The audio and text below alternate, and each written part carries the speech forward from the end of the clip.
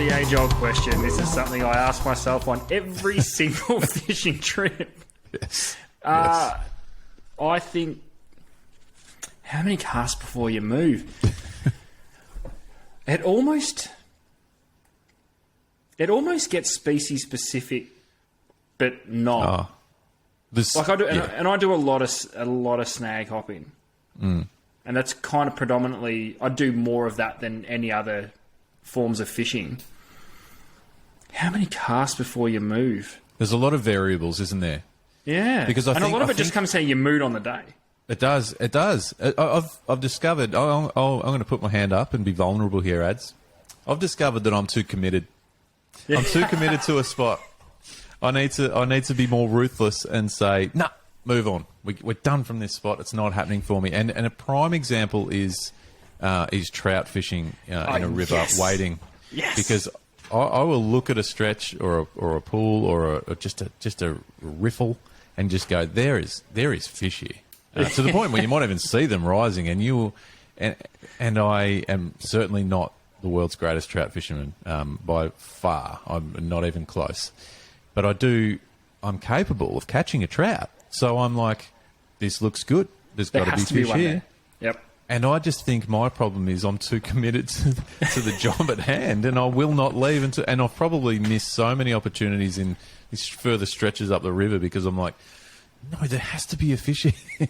Well, that's probably the best way to tackle it though, Luke, because doubt is the biggest killer of every fisho.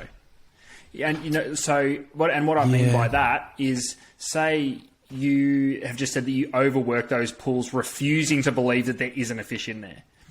Maybe at the sacrifice of some further up, but if you skimmed over them, it's always the grass is greener syndrome. There might not be any fish in those pools sitting up the front, and you're like, well, I didn't spend enough time in the ones that look the best. Yeah, and that's the fear in my mind. I've always got that fear of don't pass up good water. Just to get to what you think might be water, good water. Yeah.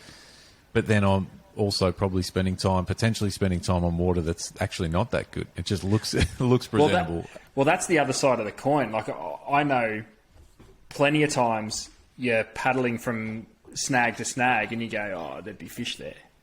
But you don't cast at it because the better looking snag or the big tree lay down or something's just sitting up there where you can see it. To the point where you skip all this other water. But then when you stop and start fishing it, you're like, oh, I'm wasting my time. There's a good snag up there. Because how many times, and we can use trout, we can use estuaries for, bream, flathead and so forth. How many times you put some serious hours into, or, serious time into a particular stretch or spot or snag. And then as you drift away and move on, you catch one that's just in an unlikely looking spot. You just exactly. Yep. Or how many times you peg the perfect cast into the perfect snag and nothing happens, and halfway back to the boat or kayak you get a hit.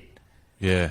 And these fish end up sitting off the snag rather than in it, and it goes against all forms of theory that you've put together about snag fishing. Or see, the big one is you hear a lot. You can annoy a cod into eating.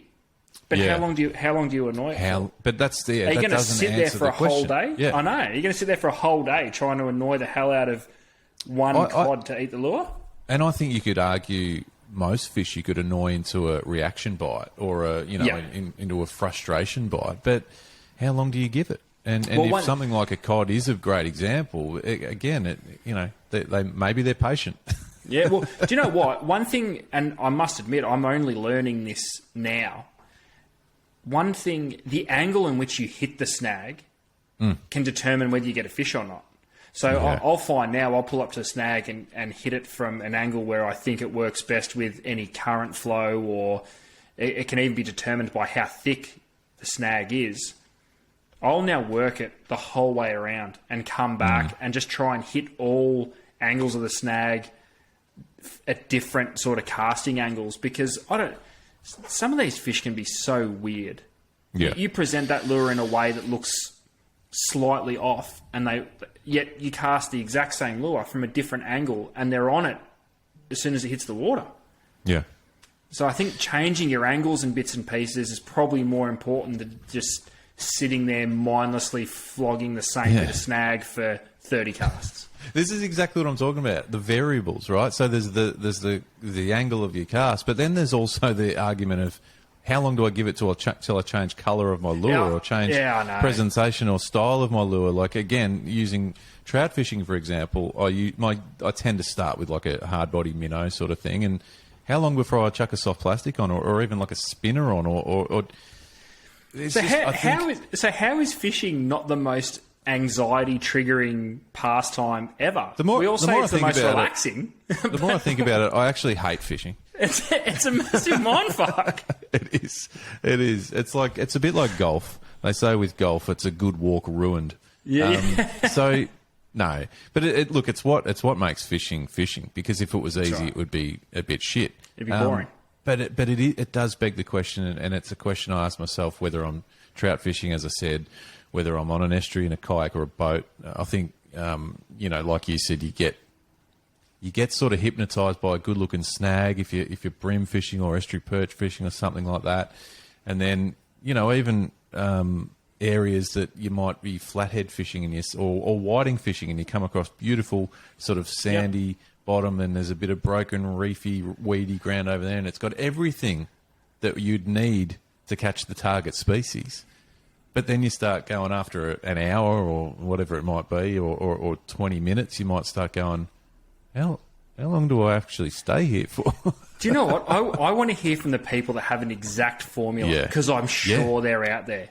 They might pull up to any given snag or sand hole, and they will have to the minute how long they should be waiting there, or how many casts to the cast that they want to be putting in on that snag. That's what I want to hear. I want to see if we can get an average from our listeners, and I want to apply the average to practice and see if it all lines up. Yeah, give it a go, because obviously you're out in your kayak quite a bit on the estuaries and stuff.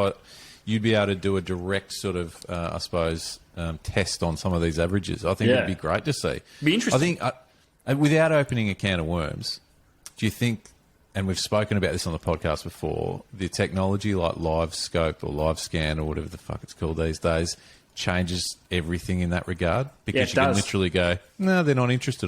They haven't even looked at my lure. No, it does. So the question, how many casts before you move, it could be zero. Like if you're using that active target, it could be zero. Yeah, fuck, that would save me some time. Yeah, wouldn't it? But anyway, how many casts before you make a move, Ads? Undetermined. Yeah, you tell me. I'm all ears. Yeah. I'm all ears. I don't have an answer. Just cast until you're over it. Listen to your gut. Yeah. My gut tells me nothing. My gut tells me I'm hungry.